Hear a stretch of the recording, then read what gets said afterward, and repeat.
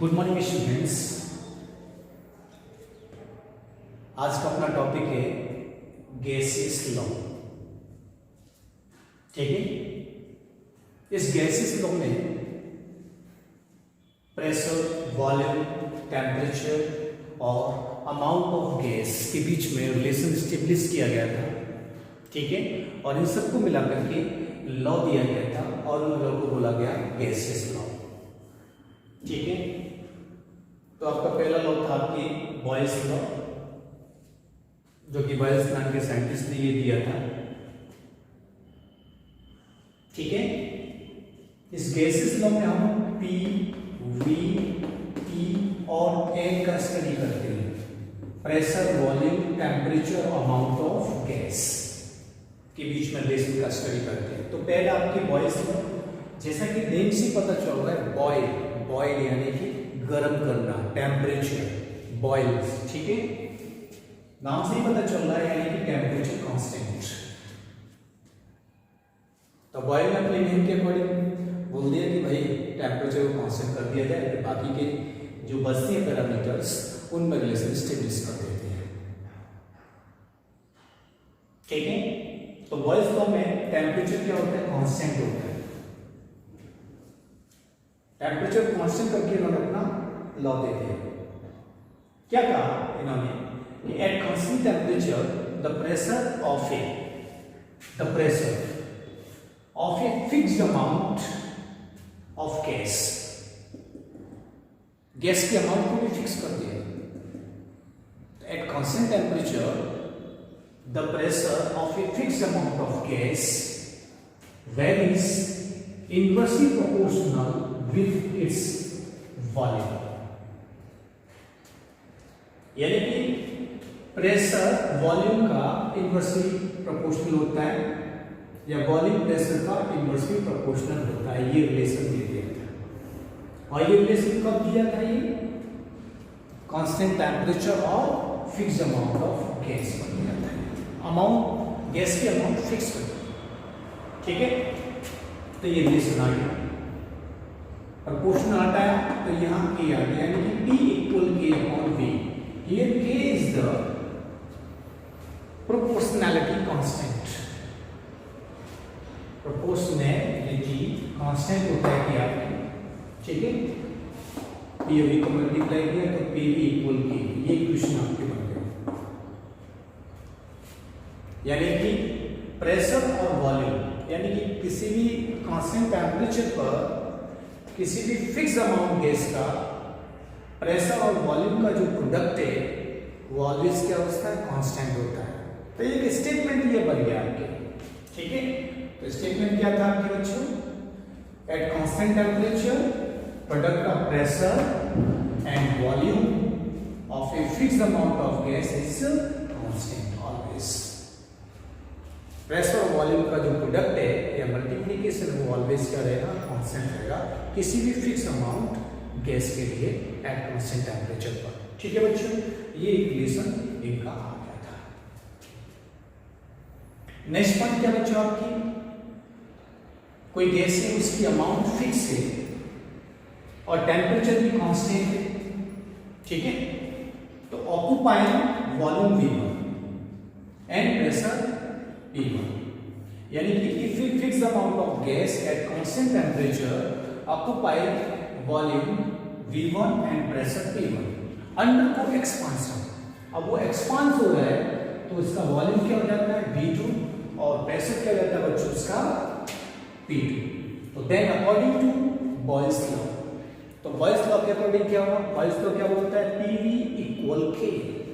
ठीक है, तो स्टार्टिंग में एक्सपांशन होने से पहले प्रेशर P1 था, वॉल्यूम V1 था, तो ये इक्वेशन बन जाती है कि P1 V1 equal K। Equation first. After expansion pressure P2 हो जाता है और वॉल्यूम V2 हो जाता है, तो P2 V2 इक्वल K। ठीक है, दोनों इक्वेशन में आपकी एक कांस्टेंट है, दोनों को इक्विवेलेंट रख देते हैं तो P1 V1 इक्वल क्या हो जाता है? P2 V2। एक फॉर्मूला डेवलप हो जाता है, या फिर P1 अपॉन P2 और V2 अपॉन V1। ये फॉर्मूला आता है। ठीक है बच्चों, फटाफट इसका स्क्रीनशॉट लीजिए, आगे बढ़ते हैं।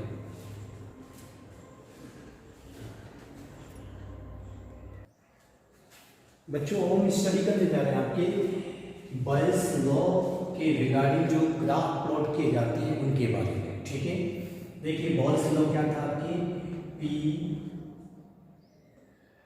Is directly inversely proportional 1/v। ठीक है, ये आपके बॉयल्स लॉ था। ठीक है, तो P और V के बीच में हम ग्राफ प्लॉट करते हैं, P वर्सेस V। ठीक है बच्चों, तो ये बच्चों मैंने ग्राफ प्लॉट किया है P वर्सेस V के बीच में। देखिए करने जा रहा हूँ ये P और ये रहा V। ठीक है, ऑरिजिन से इधर की तरफ जाते हैं तो वॉल्यूम बढ़ता है और इधर जाते हैं तो प्रेशर। तो देखिए P और V के बीच में इनवर्सली प्रोपोर्शनल रिलेशन है, यानी कि जब V ज़्यादा होगा तो P कम होगा। ओके, P की वैल्यू प्रेशर कम होगा, या फिर प्रेशर अगर ज़्यादा होगा तो वॉल्यूम कम होगा। तो मैं यहाँ से स्टार्ट करता हूँ। चाहिए तो इसका इस तरह से ग्राफ आएगा, कर्व्ड ग्राफ आएगा यहाँ। ठीक है, ये ग्राफ हो गया। देखो प्रेशर यहाँ पर ज़्यादा है तो वॉल्यूम इधर कम होगा। जैसे जैसे वॉल्यूम बढ़ता गया, देखो बढ़ता गया, प्रेशर भी आपके कम होता गया। इसी तरह से कर्व आपके ग्राफ आएगा। ये जो ग्राफ है आपके, मान लो टेम्परेचर T1 पर है, ये पहला वाला जो ग्राफ है टेम्परेचर T1।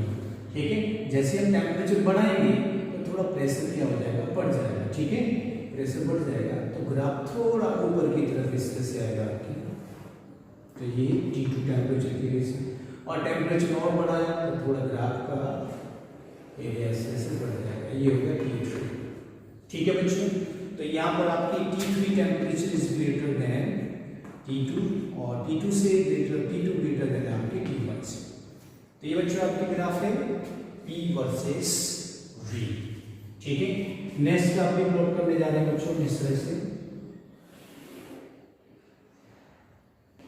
यहाँ P और यहाँ करते हैं 1/v। तो देखिए P और 1/v में रिलेशन किससे का आता है, डायरेक्टली प्रोपोर्शनल का आता है। P pressure directly proportional 1/v। ठीक है, तो डायरेक्टली प्रोपोर्शनल का आता है तो ग्राफ हमारा इस तरह से होगा। टेम्परेचर कम है, ठीक है, तो T1 प्रेशर भी कम होगा, टेम्परेचर थोड़ा बढ़ा है, ग्राफ इस तरह से आगे बढ़ता जाएगा। ठीक है, तो यहाँ आपकी T3 is greater than T2 is greater than T1। तो ये आपकी क्या है, प्रेशर वर्सेस 1/v। ठीक है, हम ये ग्राफ और भी प्लॉट कर सकते हैं इस तरह से।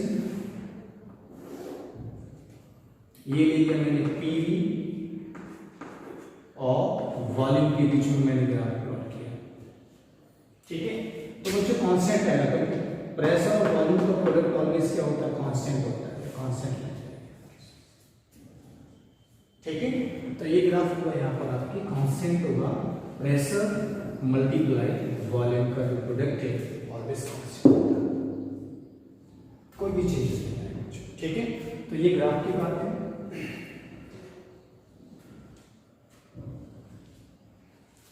स्क्रीनशॉट ले लीजिए, फटाफट इसको रख कर देता हूं।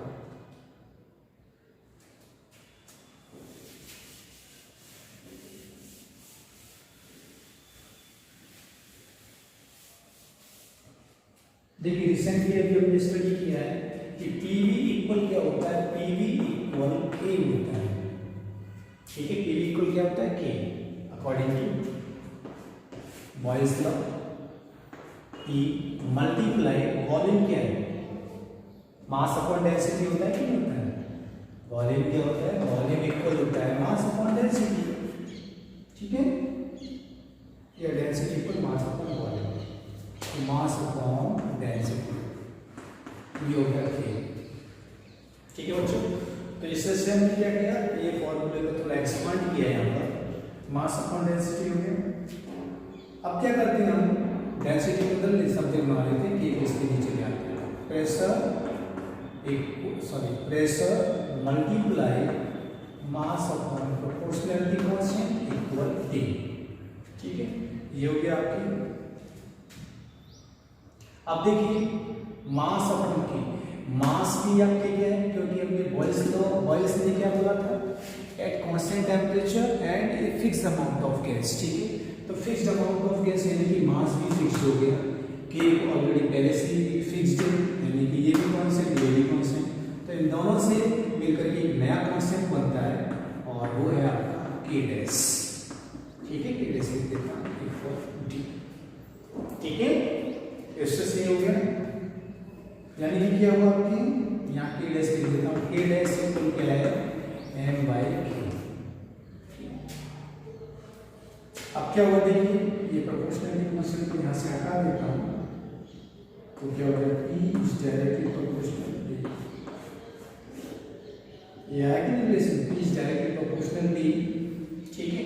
डिफरेंट प्रेशर्स के लिए डिफरेंट डेंसिटी होगी, तो यानी कि मान लो कोई भी फिक्स्ड अमाउंट गैस है, ठीक है, उसका प्रेशर P1 है और डेंसिटी उसकी D1, अगर प्रेशर उसका P2 हो जाता है तो डेंसिटी D2, तो रिलेशन में क्या फॉर्मूला आएगा इसमें P1 upon P2 equal D1 upon D2, ठीक है। इससे आपको नया फॉर्मूला इसमें बनता है बच्चों, क्लियर है चीज, ठीक है। तो इसमें जो भी न्यूमेरिकल बनते हैं बच्चों वो आपके डायरेक्टली आपके क्या होते हैं फॉर्मूला बेस्ड होते हैं, ओके। फटाफट इसका स्क्रीनशॉट लीजिए।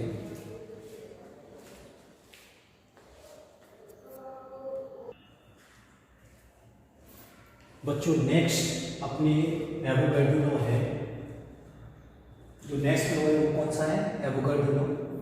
एवोगाड्रो जी ने क्या कहा था कि इक्वल वॉल्यूम, एवोगाड्रो ने क्या कहा था कि equal volume of all gases, ठीक है। दो तीन गैस है मान लो आपने और उनका वॉल्यूम क्या इक्वल है,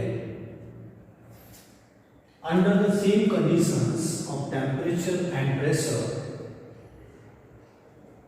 contains equal number of molecules, ठीक है।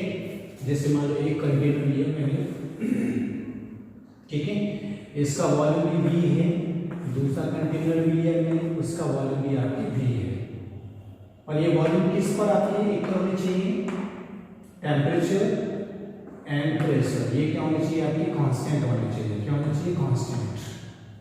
टेम्परेचर प्रेशर कांस्टेंट वाली कंडीशन पर अगर दो गैसेस का वॉल्यूम इक्वल है तो उसके अंदर जो नंबर ऑफ मॉलिक्यूल्स होंगे वो क्या होंगे आपके सेम होंगे, ये इन्होंने कहा था, मॉलिक्यूल्स क्या होंगे सेम, ठीक है। तो according to Avogadro law equal volume of all gases under the same condition of temperature and pressure should contain equal number of molecules, ठीक है। और इसमें से हमने एक रिलेशन दे दिया V is directly proportional number of moles, proportional यहां से रिमूव किया तो V इक्वल Kn किया गया, ठीक है। यहां पर n क्या है, नंबर ऑफ मोल्स है, आगे एक्सपांड किया हमने, n की जगह हमने रख दिया amount of gas upon molar mass of gas, ठीक है। n की जगह क्या वैल्यू पुट की हमने, amount of gas upon molar mass of gas, ठीक है बच्चों। वॉल्यूम का भी वैल्यू ये फॉर्मूला बन गया, वॉल्यूम की जगह हमने रख दिया mass of gas upon density upon gas, ठीक है ना, मास अपॉन डेंसिटी इक्वल में क्या आपके Km/m है, तो m से n कट हो गया, तो क्या हो गया 1/d equal K upon mw। mw को हमने सब्जेक्ट बनाया, mw को सब्जेक्ट लिया तो ये हो गया kd, mw इक्वल क्या हो गया बच्चों आपके kd, ठीक है। तो यानी कि मोलर मास ऑफ गैस और डेंसिटी ऑफ गैस का डायरेक्टली प्रोपोर्शनल रिलेशन आता है, मोलर मास ऑफ गैस और डेंसिटी ऑफ गैस का डायरेक्टली प्रोपोर्शनल रिलेशन आता है, ठीक है। तो इससे हम एक फॉर्मूला बना सकते हैं mw1/mw2 इक्वल d1/d2, ठीक है। टू डिफरेंट गैसेस के मोलर मास आपके mw1 है mw2 है, तो डेंसिटी d1/d2, ठीक है। तो इनके जरिए हम गैसेस की डेंसिटी या मोलर मास हम यहाँ पर कैलकुलेट कर सकते हैं बच्चों, इसका स्क्रीनशॉट लीजिए, ठीक है।